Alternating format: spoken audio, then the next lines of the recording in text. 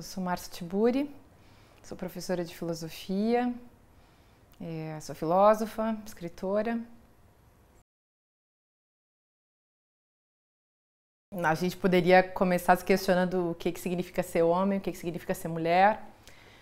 De modo geral, se a gente pensar do ponto de vista do todo da cultura, homens e mulheres nunca foram iguais, até porque a marca fundamental da cultura que a gente conhece é o patriarcado, e o patriarcado é a produção por parte dos homens daquilo que se chama mulher. Então são os homens que produziram a coisa chamada mulher. Aí podemos questionar o que são as mulheres, o que é a mulher, podemos discutir o problema da essência da mulher, das mulheres, a questão do segundo sexo colocada pela Simone de Beauvoir, por exemplo, o problema das diversas reivindicações que as mulheres fizeram ao longo da história, tentando sair desse lugar marcado pelos homens, desse lugar ao qual elas foram destinadas e aprisionadas. A gente pode discutir muita coisa.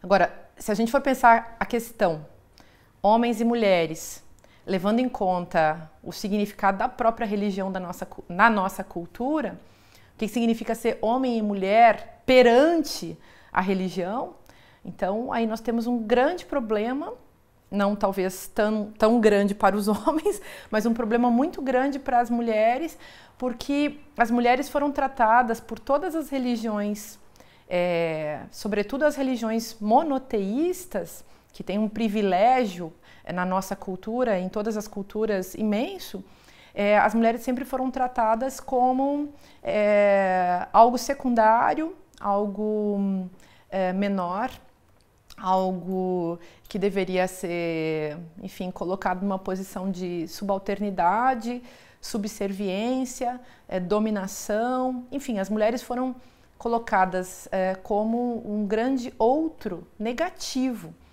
pelas religiões de um modo geral.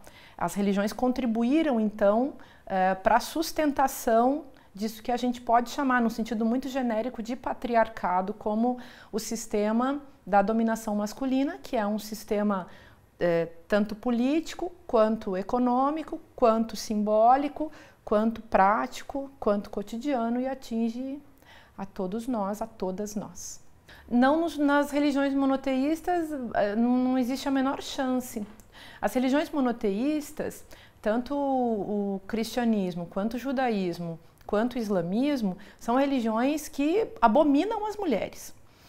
Se a gente pegar o cristianismo, se a gente pegar o catolicismo, então, enfim, a gente só teve papas são homens, as mulheres não podem ser papas, as mulheres não podem ser padres, as mulheres não podem ser nem protagonistas, líderes.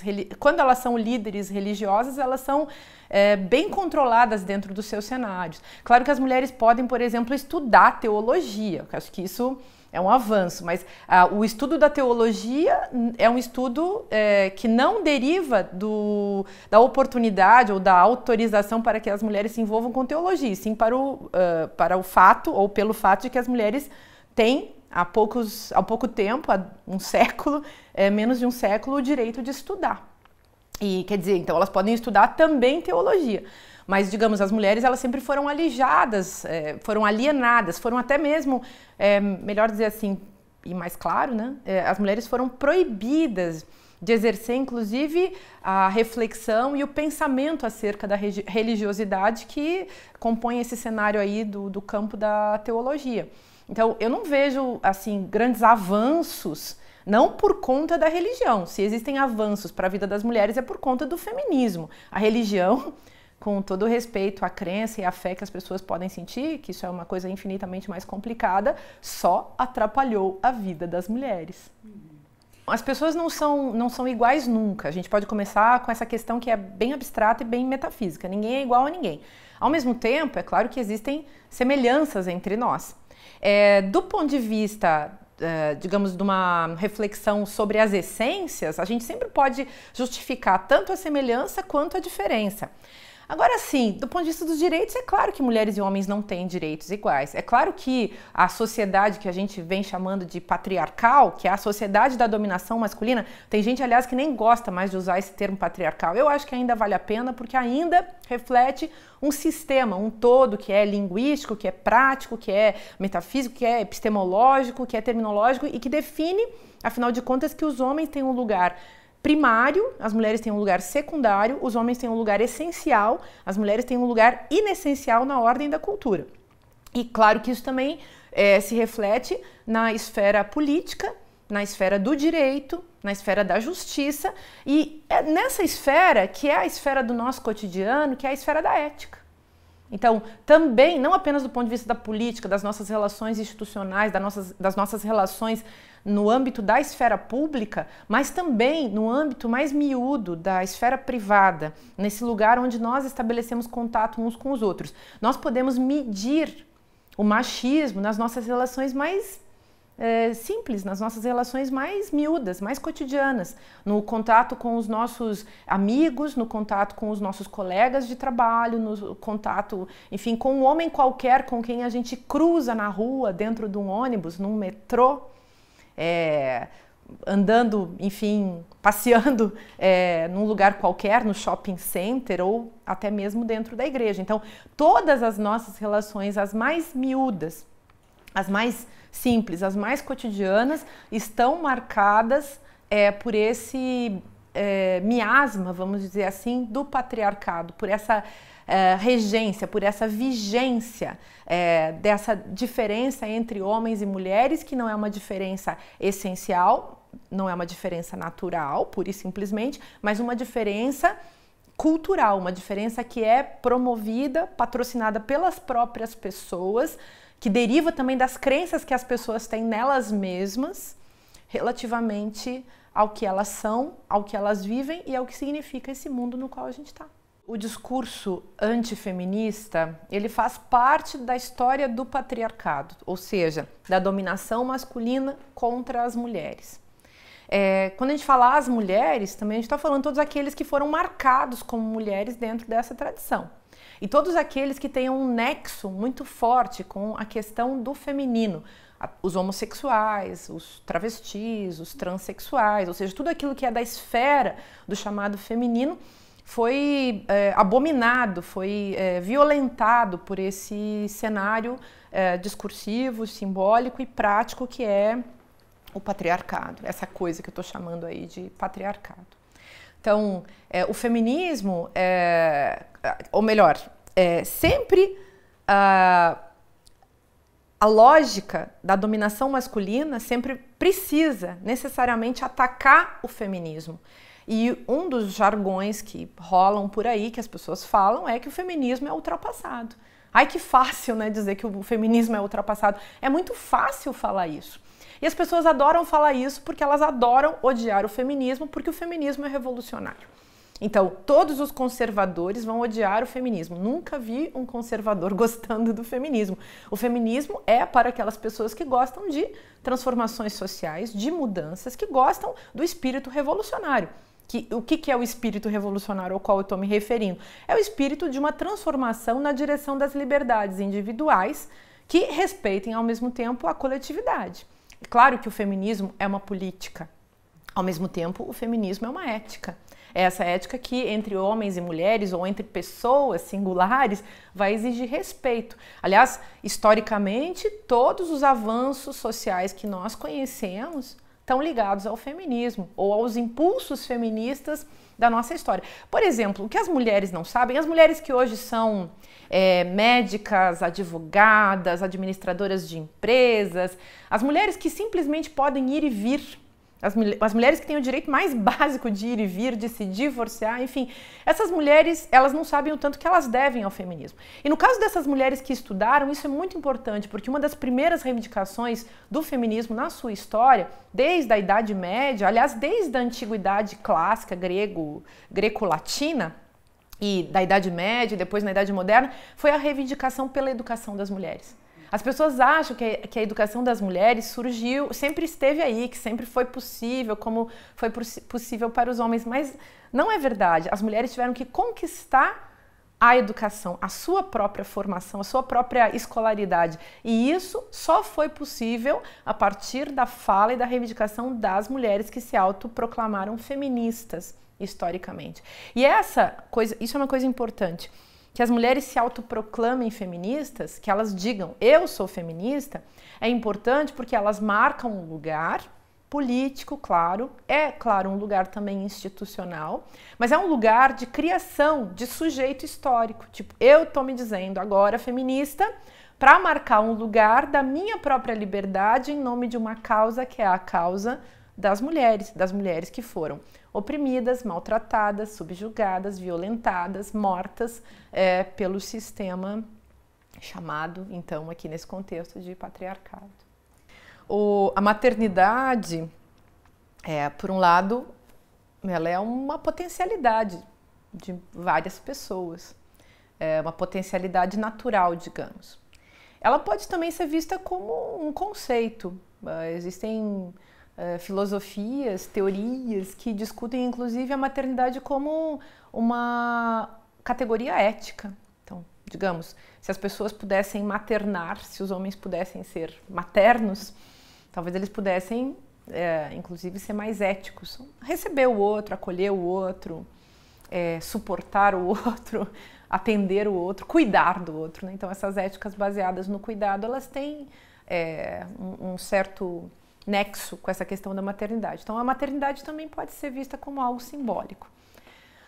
Tudo bem. O problema é quando o problema surge quando a maternidade se transforma numa espécie de obrigação moral. E nesse sentido que nós podemos falar de um certo mito da maternidade. Essa maternidade que é promovida como um discurso falso, um discurso que serve justamente para comover as mulheres em relação a uma prática que elas deveriam ter. Nesse sentido, mito e moral andam juntos. É claro que o mito não é só isso, mas quando ele é rebaixado à moral, essa é a questão que nós temos que enfrentar quando falamos de maternidade. E que as mulheres, então, que se crie essa obrigação moral, que as pessoas discursem em torno dessa obrigação moral, faz mal às mulheres. É uma crença infundada, uma crença, ou melhor, fundada numa certa pauta colocada pelo patriarcado contra as mulheres. Então, qual é a sua obrigação, qual é o seu papel na vida? Engravidar, ter filhos, educar os filhos. Uma das coisas que eu acho, aliás, das mais terríveis na nossa cultura é dizerem que as mulheres educam os filhos. Como se os pais não educassem, os tios, os avós, a escola, a sociedade, a televisão, as redes sociais. Quer dizer, quantos elementos, quantos fatores entram na formação de uma pessoa e por que então culpar a mãe como gestora da educação de uma criança, né? A mãe, pobre coitada, ela é apenas uma pessoa, aquela que foi responsável por parir essa criança, né? Então, são muitas questões, são muitos elementos, são muitos problemas que entram em jogo quando a gente vai analisar esse tema. Mas as mulheres, elas mesmas deveriam se colocar essa questão. Eu acho que no nosso cenário atual, as pessoas pouco se colocam a questão do significado, não apenas da maternidade, mas da própria procriação. A gente vê muita gente, aliás, colocando a questão das mulheres e não colocando a questão dos homens. Então, o que significa ser pai? Quantos pais abandonam seus filhos? Na nossa cultura, quando uma mãe joga a sua criança no lixo, vira aquela notícia jornalística, né? Aquele grande assunto que comove a sociedade. E aí existe uma condenação da mãe. Os pais que abandonam seus filhos sem precisar jogar eles no lixo porque não estão segurando eles no colo, esses pais pouca gente questiona. Talvez fosse necessário fazer um questionamento muito maior em relação a pais, em relação a mães, mas no sentido da responsabilidade que as pessoas, nas suas singularidades e nas suas responsabilidades, têm em relação a um ser que vem ao mundo desamparado, né? Um ser que vem como tábula rasa, talvez, alguém que simplesmente nasce e na posição desse desamparo. Então ele vai ter que ser amparado. Eu acho que a gente precisa desmontar essa configuração da maternidade como uma obrigação. A maternidade, ela deveria ser pensada como uma ética, se ela for possível, se eu puder bancar. As pessoas não se colocam essa questão porque acho que a ideologia que pesa, o modo como se constrói essa mística da maternidade, ela é realmente muito pesada. A religião tem tudo a ver com a construção dessa mística da maternidade. Enfim, se a gente vai pegar na história isso, se você procurar assim como a igreja, enfim, não só a igreja, mas como aliás, tem várias questões que a gente poderia reunir, mas por exemplo, na passagem do período chamado medieval para o período moderno, se construiu a figura da Virgem Maria, essa figura da Madonna, né, dessa mãe de Deus. Alguns historiadores justificam que essa foi uma tentativa da cultura, dos artistas, dos intelectuais, dos filósofos, uma tentativa, né? Uma tentativa de desdemonizar as mulheres e tirar esse lugar da mulher antes bruxa, má, que é o modo como a igreja e as artes, enfim, e a cultura desenham a mulher medieval, e fazer essa mulher então ser vista como uma figura menos diabólica, talvez até como uma figura santa. No caso, o lugar então dessa simbolização da Virgem Maria. Junto com a Virgem Maria, você coloca também a Madalena arrependida, enfim, essa mulher que ela é uma pecadora, mas ela resolve não ser mais a pecadora. E então, mas essa questão da Madonna, né? Essa mulher que tem na sua maternidade a sua salvação. Então, essa mulher que se rende, que se salva porque ela é mãe. E a igreja colocou a maternidade, então, como garantia de santificação, ou pelo menos de desdemonização das mulheres. Então, eu deixo de ser Eva, porque eu me torno cópia, imagem e semelhança da Virgem Maria. E se a gente vê hoje em dia esse monte de meninas nas periferias que ficam grávidas, 95% das meninas de periferia no Brasil ficam grávidas antes dos 18 anos. É um percentual imenso.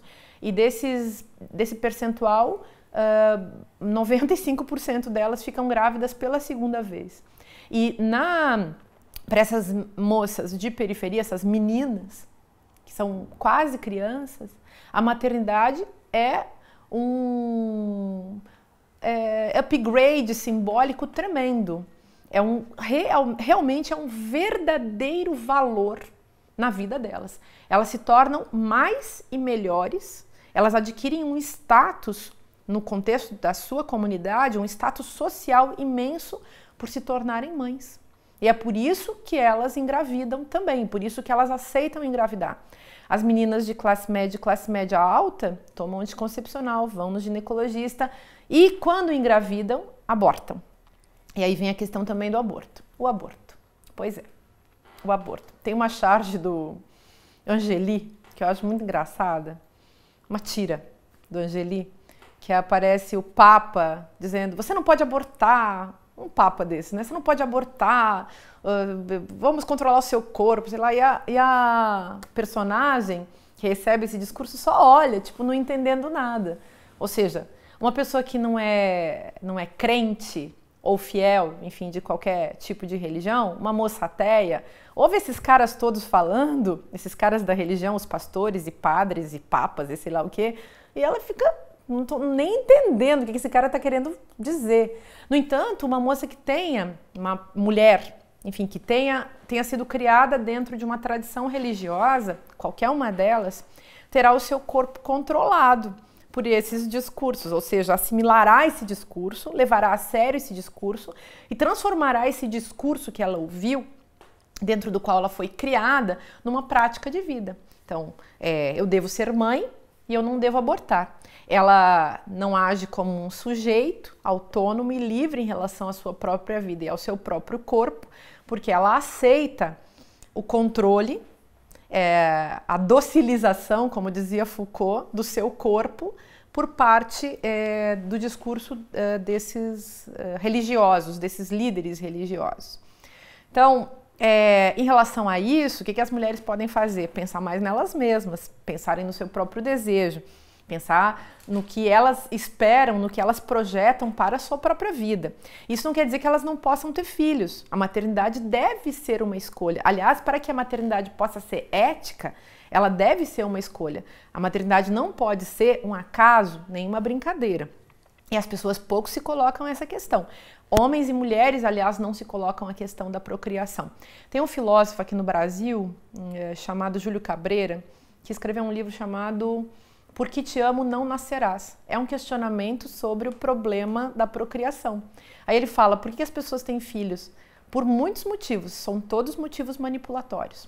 Quando você pensa em ter um filho para dar a alguém a alegria de existir nesse mundo? Ora, qualquer pessoa que pense o que significa ter um filho nesse mundo, no mundo, na sociedade que a gente conhece, pensará duas vezes, né? Quer dizer, que convite será que a gente está fazendo quando a gente pensa em ter um filho nesse mundo? As pessoas deveriam pensar nisso. Que convite eu estou fazendo uma pessoa para ela nascer nesse mundo? Eu gosto de estar aqui? O que eu estou fazendo para que esse mundo seja melhor? Enfim, questões desse tipo, né?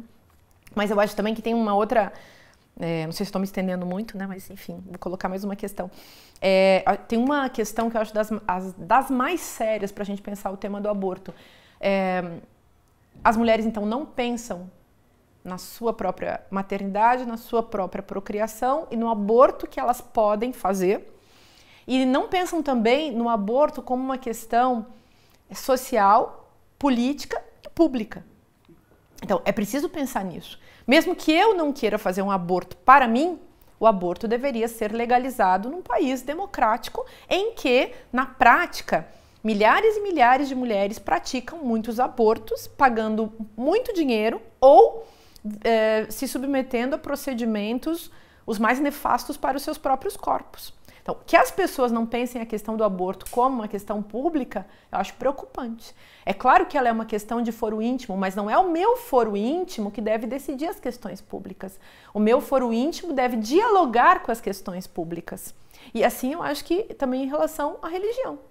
Nós precisamos pensar na nossa própria fé, na nossa própria crença, mas jamais podemos colocar a nossa própria crença como fator que deve ser visto como definidor no contexto das políticas públicas também em relação à religião. Se eu sou evangélico, eu devo respeitar o direito de religião das outras pessoas, devo respeitar o terreiro de candomblé, do mesmo modo que se eu sou da religião do candomblé, devo respeitar a Igreja Católica, ou o judaísmo, ou o que quer que seja.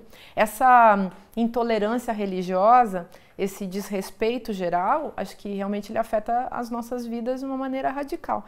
E a questão do aborto, ela é análoga a essa questão.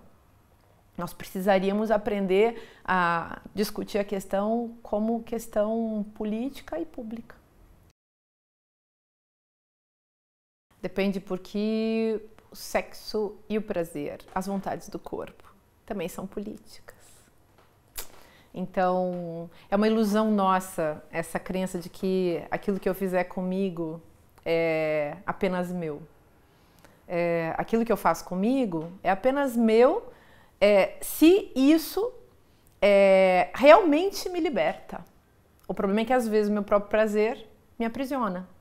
No caso, sei lá, a gente pode pensar nas manias todas, nas toxicomanias, nas esteticomanias, nas diversas manias que a gente desenvolve em relação a substâncias, práticas, enfim, na vida cotidiana. Então, quando que o meu corpo realmente me liberta? Considerando o quê? Considerando que nós vivemos num estado político em que vige a biopolítica. O que é a biopolítica? Foucault, num livro muito fundamental para a nossa cultura, que se chama História da Sexualidade, ele comenta que existe uma diferença entre o velho jeito de exercitar o poder e o jeito moderno de exercitar o poder. No antigo jeito de exercitar o poder, os chefes de Estado, os chefes de um modo geral, inclusive os chefes de família, o pater familiae, esse sujeito controlava as pessoas a partir da ameaça de morte. Então, se você sair da linha, eu posso te matar, eu posso te punir. No jeito moderno, existe um controle mais miúdo e mais inteligente em relação ao nosso corpo, que é um controle que o Foucault denominou como biopolítico, o controle, em outros termos, do biopoder. O que é o biopoder? Ele fala, aliás, que o biopoder surge na modernidade justamente como o cálculo que o poder faz sobre o corpo, o cálculo que o poder faz sobre a própria vida. Então, esse cálculo sobre o corpo, ele chamou de anátomo-poder. E o cálculo sobre a vida ele chamou de biopoder. No cálculo sobre o corpo, eu estou controlando com o meu discurso o que você pensa sobre beleza, o que você pensa sobre sua sexualidade, sua aparência, seus prazeres mais miúdos em relação à sua masturbação, em relação ao jeito como você come, em relação ao jeito como você transa com alguém que você queira.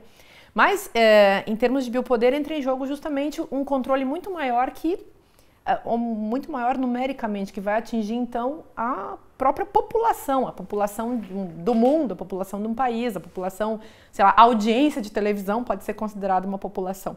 Então, essa coisa que a gente chama de biopoder, na verdade, ela é biopoder como controle da população, mas ela também é anátomo-poder como controle que se exerce sobre o corpo de cada pessoa.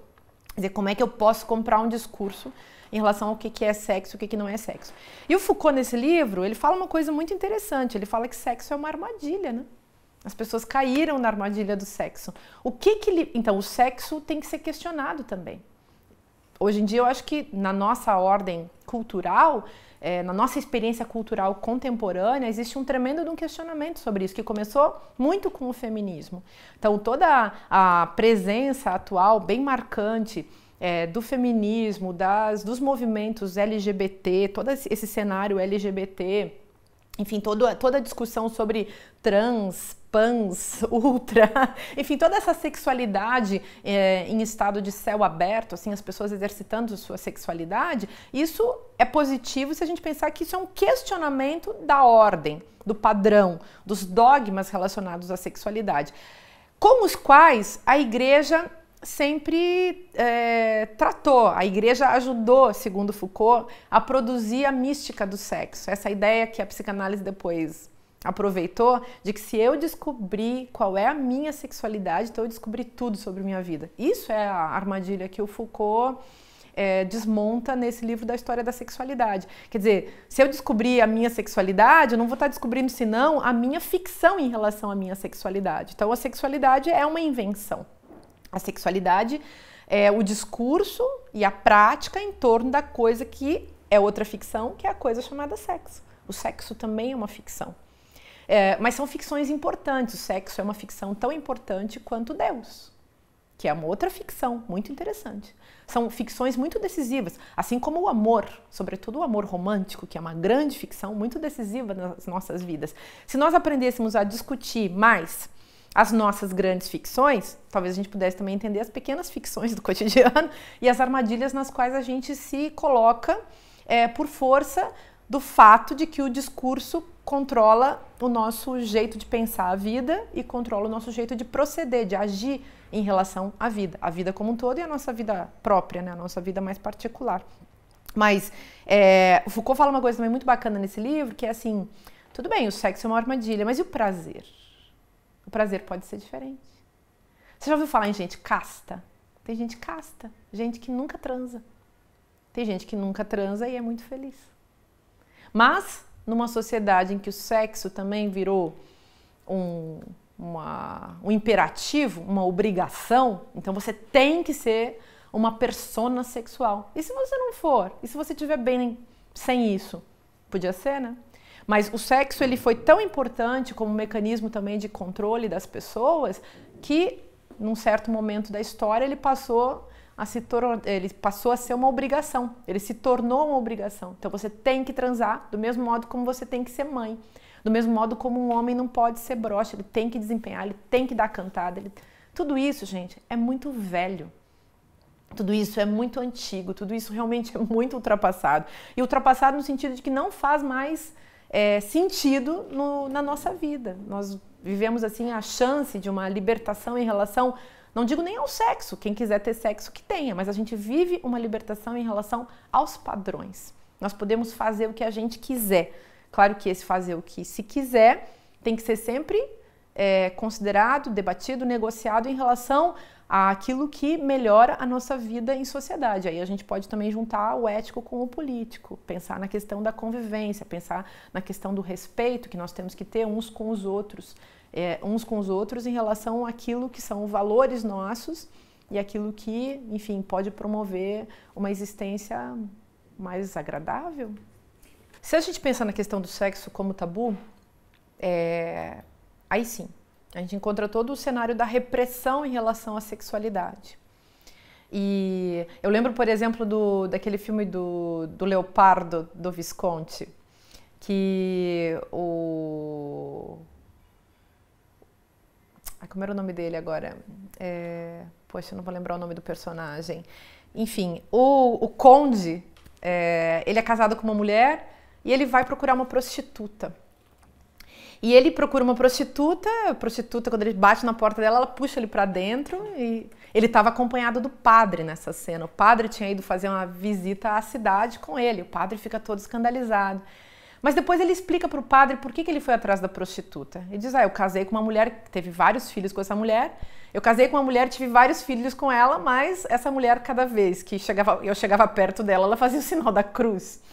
Quer dizer, uma mulher que considerava o sexo, como as religiões de modo geral consideraram, pelo menos as religiões que nós conhecemos, as mais recentes, o cristianismo, certo cristianismo, sobretudo, certo catolicismo, certo protestantismo, essa religião que defendeu e que se valeu muito do controle da própria sexualidade, também um controle da sexualidade que determina quando o sexo pode e não pode, e um tipo de sexualidade que inclusive implica, digamos, um mecanismo assim praticamente econômico, né, que define que, por exemplo, os seios, a genitália, o ânus, a boca, esse tipo de órgão precisa ser controlado e precisa ser usado de uma maneira ou de outra, porque conforme o uso desses órgãos, as pessoas vão estar incorrendo num tipo de pecado.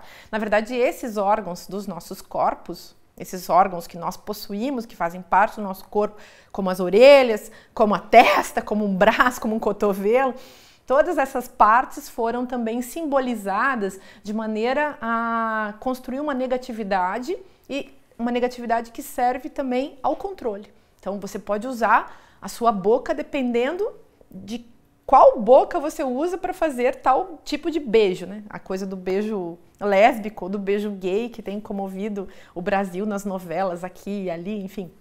Isso é bem interessante, porque por que uma boca não pode, uma boca de uma pessoa que foi denominada como mulher não pode beijar a boca de outra pessoa denominada como mulher? Essa é uma questão. É uma questão que é prática, mas que é ao mesmo tempo metafísica. Se a gente vai procurar assim o fundamento disso, a gente não encontra, a não ser a preservação do tabu. E o tabu que tem como função colocar as pessoas dentro de um controle, dentro de uma ordem. E é muito difícil sair disso, aliás, né? As pessoas patrocinam isso porque o próprio desejo que pode aparecer fora desses regramentos pode ser assustador para as pessoas, né? Então, as pessoas também compram muito o discurso da religião porque elas podem se assustar com o próprio prazer que elas podem sentir. Ou seja, eu posso gostar de ser homossexual, eu posso gostar que alguém do mesmo sexo que eu beije a minha boca. E aí? O que será a minha vida depois disso? E nesse sentido, é claro que as pessoas têm uma certa noção, por mais inconsciente que seja, uma certa noção do efeito do prazer em suas vidas, né? Então, o prazer pode ser muito bom, ele pode ser muito libertador. Então, às vezes, para certas pessoas, é muito melhor não entrar em contato com ele para que, enfim, não haja nenhum tipo de perturbação no cenário da vida cotidiana. Eu acho muito complicado falar disso, é muito complicado falar de prazer em contextos religiosos, porque o prazer sempre foi controlado pela religião e esse controle adveio dessa negativação. O prazer foi tratado como algo negativo e ele foi amedrontador quando ele foi mostrado como algo negativo. As pessoas se assustam com ele. E, ao mesmo tempo, toda religião visa controlar as pessoas, controlar os seus fiéis. Controlar os seus fiéis levando em conta, ou tomando justamente como trunfo, aquilo que é a fragilidade da pessoa. Então, as religiões contemporâneas, essas neopentecostais, por exemplo, mexem muito com a fragilidade no setor econômico. Mas, então, no setor econômico, então a gente vai ajudar você, diz o pastor, eu vou ajudar você a subir na vida. E a sexualidade, ela tem muito nexo também com essa fragilidade. As pessoas são muito frágeis em relação ao seu trato com a sexualidade, com o sexo de um modo geral. Porque ali também a gente às vezes não sabe o que faz, a gente não sabe o que a gente é. E tudo isso é administrado então pelas religiões. A questão seria como que a gente se liberta disso também, né? Como que eu posso olhar para a sexualidade como algo que não me faça mal, ou algo que não é todo esse monstro, não é todo esse demônio. Talvez descobrindo que isso foi construído como sendo um demônio, sendo que isso não tem nada de demônio, senão essa marcação, essa construção que é cultural. Eu acho bom a gente falar sobre isso, mas é bem interessante também a gente ter em vista que o casamento é uma instituição que opera simbolicamente nas nossas mentes, tentando institucionalizar o amor. Então, como que eu faço para colocar o afeto, o amor tido como afeto, dentro da ordem sistemática do casamento? Isso é um problema muito sério. Tem amor dentro do casamento? Tem muitos casamentos que sobrevivem sem a coisa chamada amor. Até porque a gente não sabe direito o que é essa coisa chamada amor, mas nós falamos, discursamos em nome do amor. Adoramos falar em amor. Muita gente que não tem amor nenhum, nenhum tipo de amor, fala muito, abre a boca, assim, enche a boca, né, para falar de amor. Então o amor é uma coisa muito perigosa. É uma coisa também que a gente tem que questionar. É uma das nossas grandes crenças. Eu acredito até, se a gente for pegar a coisa pela história mesmo, que o amor romântico é a secularização da nossa crença em Deus. E Deus, considerando Deus como a nossa grande esperança. Deus sempre foi a grande esperança.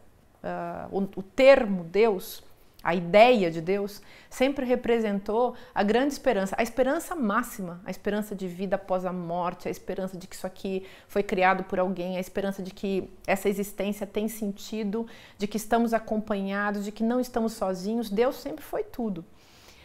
Com a passagem, digamos, desse período que a gente chamou de medieval para o período moderno, existe todo um processo de secularização na cultura, de laicização da cultura. A ciência moderna, os filósofos modernos, todo mundo questionando o que significa crença, religião, igreja, né? Tudo isso questionado, Deus, a morte. E de repente, nós nos vemos num cenário em que estamos secularizados, mas nós continuamos cheios de esperança, cheios de fé, cheios de desejo, de sentido. E aí a gente não pode mais falar de Deus, a gente começa a falar de um tipo de amor que absolutiza não mais uma figura transcendente como Deus, mas absolutiza uma outra pessoa, uma pessoa que a gente pode encontrar na esquina, uma pessoa com a qual a gente pode se casar. Na história do amor romântico, a gente encontra então o amor romântico surgindo no chamado amor cortês, ali século X, digamos, da nossa era. E esse amor cortês é o amor que também ajuda a desdemonizar a mulher. Então, por um lado, claro, coloca a mulher como uma figura amada do amor cortês. Ela é a amada que o poeta vai elogiar e que o poeta vai defender. É ao mesmo tempo aquela que deve ficar submetida ao seu discurso de amante. E os poetas dessa época falavam atrocidades sobre as mulheres, diziam que elas eram más, que elas eram fofoqueiras, que elas eram mil coisas ruins, mas ao mesmo tempo sempre salvas por um tipo de amor. Quer dizer, eu te amo, então eu vou melhorar a sua vida. E isso vai crescendo na história da cultura de um jeito assim tão impressionante. Quando você chega no romantismo, os homens estão amando tanto as mulheres que eles amam as mulheres mortas. Você lembrar de Baudelaire com a história da carniça, né? O poema que ele faz para carniça, ele está brincando com isso porque, na verdade, os poetas amavam essas mulheres que já tinham morrido. E o que é a mulher morta idealizada do amor romântico? É essa mulher que não fala mais, não critica mais, não incomoda mais, não questiona mais. É uma mulher, enfim, calada. É uma mulher perfeita, porque ela é de cera. Ela é uma mulher, então, que nunca mais vai acordar e nunca mais vai questionar nada. Então, tem uma construção, junto com o amor romântico, tem uma construção antifeminista e uma construção antifeminina também, quer dizer, contra as mulheres, contra qualquer tipo de coisa que tenha a ver com a feminilidade. E tem tudo a ver com um padrão de pensamento, de comportamento e de ideal também que faz parte da chamada mentalidade da dominação masculina, né? Claro que sim. Então, o amor romântico, ele não nos liberta. E o casamento dependeu muito disso, ou seja, as mulheres precisavam acreditar que elas eram as amadas de um homem. Nós, mulheres, acreditamos muito nisso até hoje, a não ser, claro, as mulheres que tenham partido para uma experiência homoafetiva. Mesmo assim, muitas mulheres vão projetar no seu par algo de romântico, algo desse encontro absoluto, que aliás é antiquíssimo, né? Se a gente for procurar assim, você vai ao banquete de Platão, você já encontra isso, né? A ideia das duas metades que se encontraram e que nunca mais vão se separar, essa ideia de que nós não estamos sozinhos, isso é fundamental.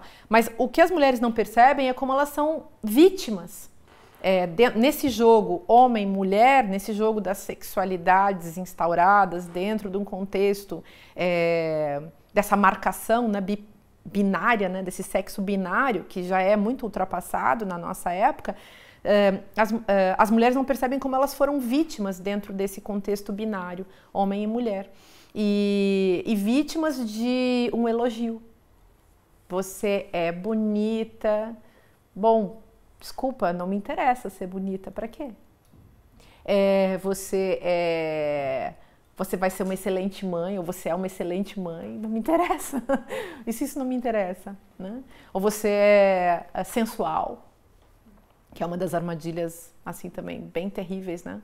Então as mulheres todas ficam querendo ser sensuais, querendo ser bonitas, querendo ser boas mães, querendo ser boas de cama, querendo ser... Essas coisas todas que fazem parte desse discurso que nos ilude acerca do que nós devemos ser. Tem na base disso, claro que tem todo o discurso moralizante, né? Você deve ser isso, você não pode ser outra coisa. Tá, mas e se eu não me interessar em ser aquilo que você quer que eu seja? E se eu quiser ser outra coisa? E aí? Aí eu tô livre, e daí eu posso ficar insuportável também. Então isso é bem interessante também pensar nisso. Claro que as mulheres, então, né, foram estereotipadas. Os homens também foram estereotipados. Então, o homem provedor, esse homem que trabalha, esse homem que não é um vagabundo, ele deve ser o marido ideal para essa mulher que conseguiu casar.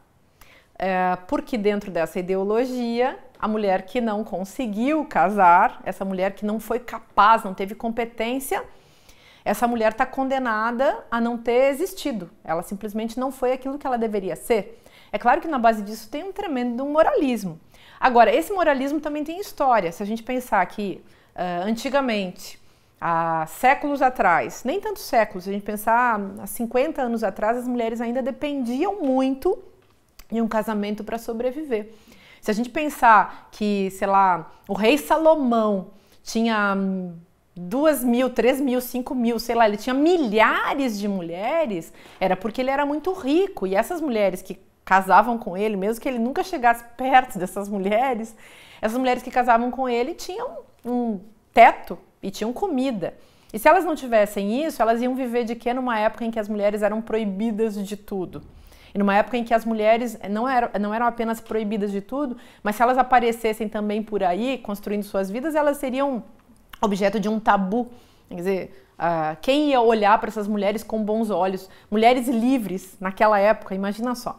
Então, acho que isso é uma coisa interessante da gente pensar. Essa mulher que não casa, parece que ela não foi suficientemente competente ou que ela não atingiu, não conseguiu realizar a sua própria natureza. Mas o problema também está em as mulheres nunca questionarem isso. E elas só foram capazes de questionar isso lentamente ao longo da história da humanidade. Tem uma filósofa importante assim na história do feminismo, que é a Christine de Pizan, que é uma mulher medieval que ficou viúva. Ela era muito rica, ela ficou viúva esse século XII, XIII. E essa mulher, ela deixou muita coisa escrita e ela ficou viúva com seus vários filhos e os seus vários bens. E ela sabe muito bem como se sofre sendo mulher na sua época, e ela escreveu em relação a isso. Ela foi uma, teoricamente, muito revolucionária. Ela fez textos incríveis para a sua época. E ela era uma combatente, ela era uma feminista radical. E ela falava isso: bom, do jeito que eu estou vivendo, eu sou um homem, eu não sou uma mulher. Que ela era uma mulher que tinha poderes e que não se sujeitava e que não achava que ela não pudesse realizar o que ela estava realizando, administrar seus bens, escrever o que escrevia, discutir com quem discutia, simplesmente pelo fato dela ser mulher. Quando nós falamos hoje em dia, por exemplo, em empoderamento, o que é o empoderamento? Enfim, eu poder cuidar da minha vida, eu poder pagar as minhas contas, ter o trabalho que eu quiser, administrar os meus próprios bens, coisa que as mulheres foram conquistando aos poucos. E, enfim, se a gente vai também pegar pela história do direito, a tutelagem, né, o fato das mulheres terem sido tuteladas historicamente, delas não poderem sequer receber uma herança. Então, isso é muito sério. Quando é que as mulheres puderam começar a receber heranças e quando elas puderam administrar essas heranças? Isso também faz parte da nossa história. Mas nós costumamos esquecer a nossa história, então a gente acha que é tudo natural, que nada foi construído e que a vida começou quando a gente nasceu e que a vida nunca vai acabar, porque a gente perdeu também a noção da morte, né? Sim. Então tem tudo isso. Acho que esse é um dos tópicos dos mais sérios da gente pensar, essa estereotipificação das mulheres, essa ideia de que existe a realização da mulher como mulher a partir de um padrão, de uma ideia pré-estabelecida, na qual nem todos os indivíduos, nem todas as singularidades se encaixam. Eu acho graça, assim, antigamente, hoje em dia é muito raro isso acontecer, mas quando eu era menina, ainda aparecia alguém perguntando: mas você não quer se realizar como mulher? Eu disse: não. Porque realizar-se como mulher, para essas pessoas que perguntavam, era sempre isso: ser mãe, casar, enfim, poder ser uma boa mãe, uma boa esposa. Poxa, gente, e se a pessoa não quiser isso? E aí? A gente vai deixar de respeitar, né, essa pessoa que não deseja a mesma coisa que você deseja? E essa coisa de controlar o outro pelo controle do desejo do outro. E de aceitar o outro porque o desejo do outro combina com o meu. Parece até que o desejo do outro, quando não combina com o meu, representa para mim uma ameaça.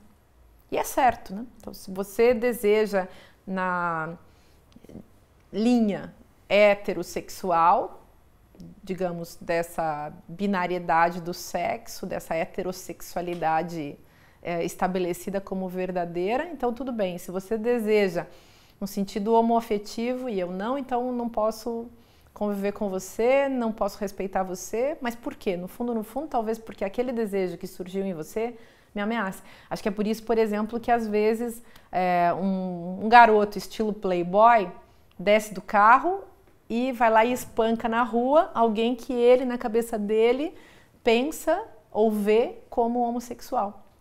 É o desejo assustador, né, de tocar nessa pessoa que deseja diferente de mim, e como eu não posso tocar nele afetivamente, que é o que eu no fundo gostaria, então eu bato nele, porque é o único jeito que eu tenho de chegar perto e de realizar assim, pela via avessa, a minha própria homossexualidade enrustida. Pode ser, as pessoas casam, né? As pessoas não fazem só coisas racionais e lógicas e nem fazem só coisas boas para elas mesmas. Estou brincando um pouco, mas é verdade, o casamento também pode ser bom.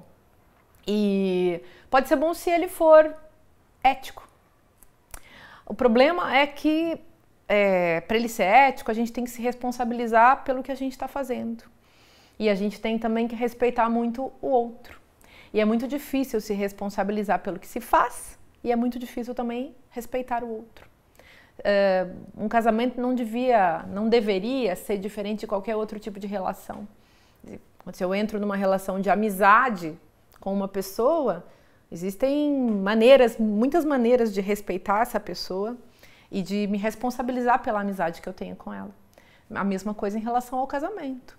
Só que no casamento entra uma sociedade mais íntima, uma sociedade que implica elementos muito complexos: dinheiro, sexo e uma visão de mundo. Quer dizer, em geral, as pessoas casam dentro das mesmas classes sociais, as pessoas casam, de um modo geral, dentro das mesmas religiosidades, e também dentro de um padrão de sexualidade. Então, nós somos homossexuais, casamos, nós somos heterossexuais, casamos, e por aí vai. Como respeitar as singularidades num casamento? Essa deveria ser a pergunta que as pessoas deveriam se fazer todos os dias. Como também se responsabilizar por aquilo que se criou junto com outra pessoa? Isso é uma grande questão. Eu acho que as pessoas, assim, para a gente avançar nesse campo, para a gente avançar nessa construção chamada casamento, a gente deveria primeiro pensar que a gente não precisa casar mais, né? Então, se a gente casar, é porque a gente quis. Se nós viermos a casar, é porque isso vai ser uma decisão nossa, uma decisão livre, porque nós não precisamos mais casar. As mulheres não precisam mais casar.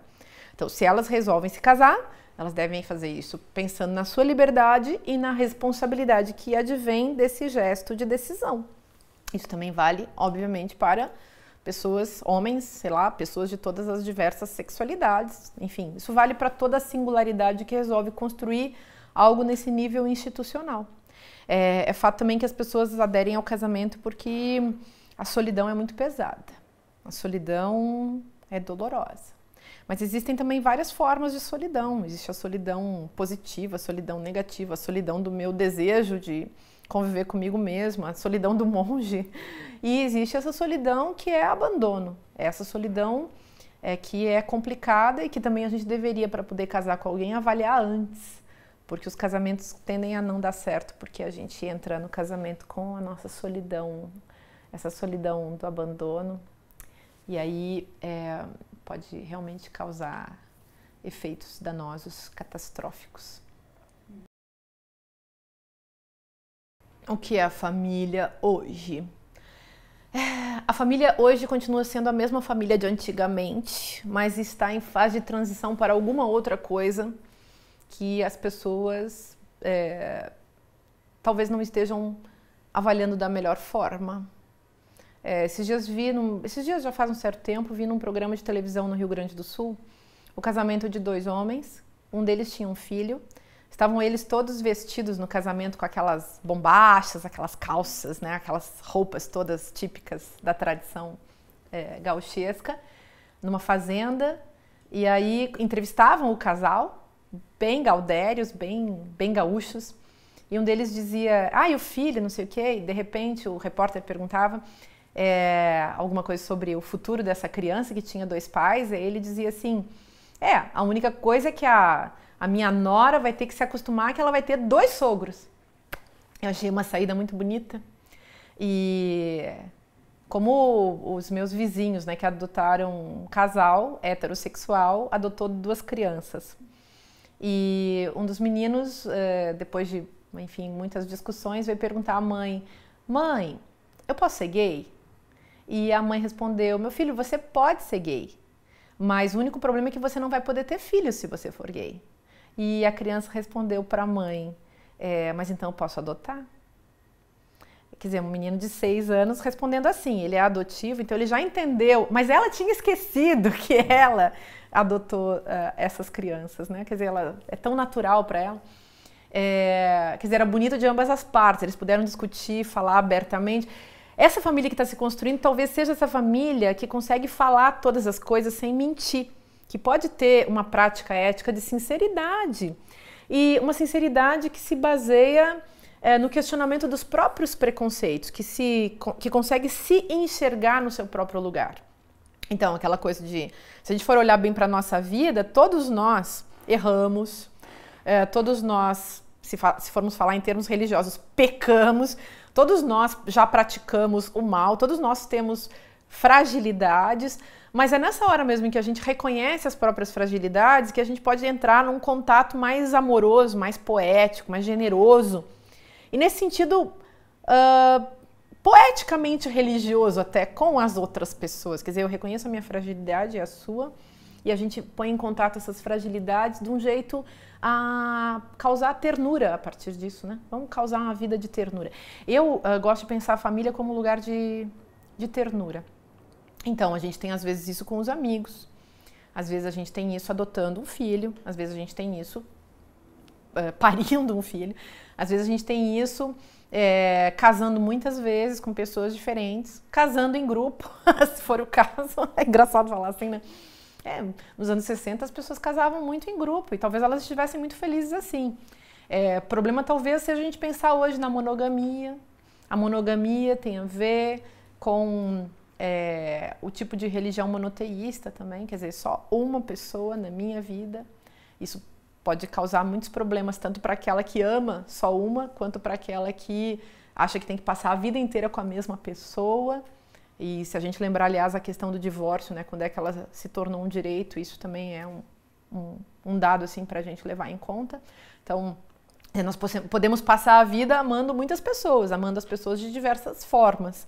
Talvez isso torne a nossa experiência com a vida mais leve e a experiência no âmbito familiar também mais leve. Eu posso considerar mais minha família um amigo que eu constituí, um grupo de amigos que eu constituí, claro que sim, do que a minha família de origem. A família sanguínea, essa família institucional, essa família que carrega o mesmo nome, também pode ser muito boa, como pode ser muito bom um casamento, mas pode também ser muito ruim.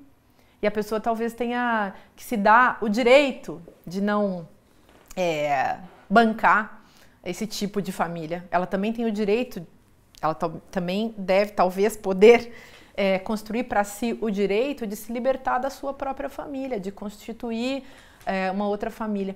Eu fico pensando se a gente não deveria pensar a família hoje em dia nesses termos de exuberância criativa, sabe?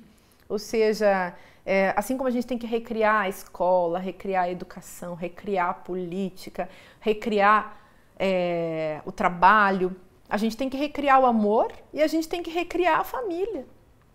E recriar a família pode ser uma coisa muito bonita se a gente pensar a família como uma obra de arte, né?